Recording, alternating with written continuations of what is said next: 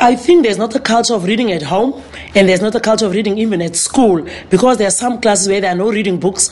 But I'm so happy now because of the reading clubs, because we can come in, get the books, and if the other schools can have a reading club like this in a library, I'm sure their reading skills will improve.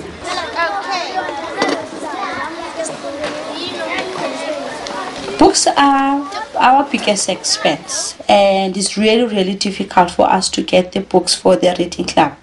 And we rely a whole lot on donations. Lots of people come to our reading club, and when they do, they see the need for the books. Sometimes international visitors and groups fundraise and give donations.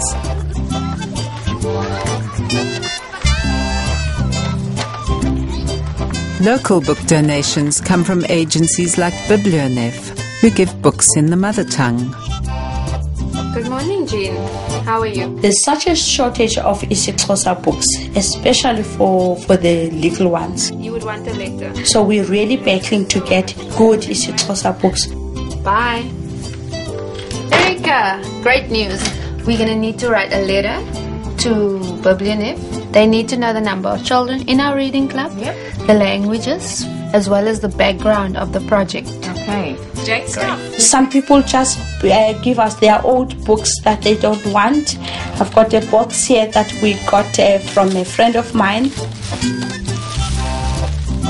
Oh, wow. The Pricer volunteers always look through any donation of books to make sure they are appropriate. I think we should also ask Pick n Pay for books and Woolworths, because they do have books especially for the little ones. So especially with the young children, They discuss which stories will be appreciated by the different age groups. They want a range of different kinds of stories and a variety of illustrations.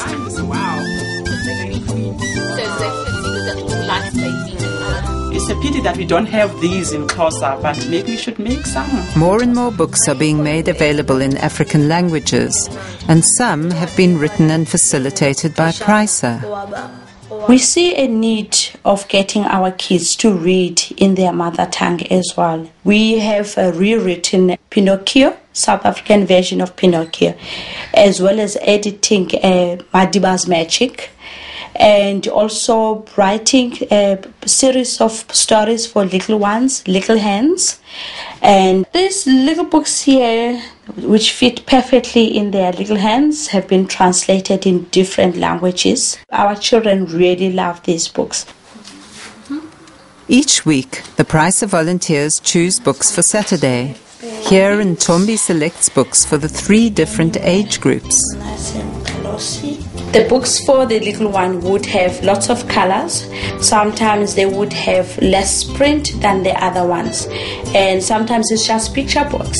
I like the pictures. When selecting books to read to others, it's usually best to choose ones you like. I think the little ones will like this one. Perfect. Books for the middle group would have a slightly longer text and sometimes no pictures at all. Curious George. Children will stay motivated if you get a good mix of old favorites and new stories. And for the big group, we have books which have like longer texts. Big group.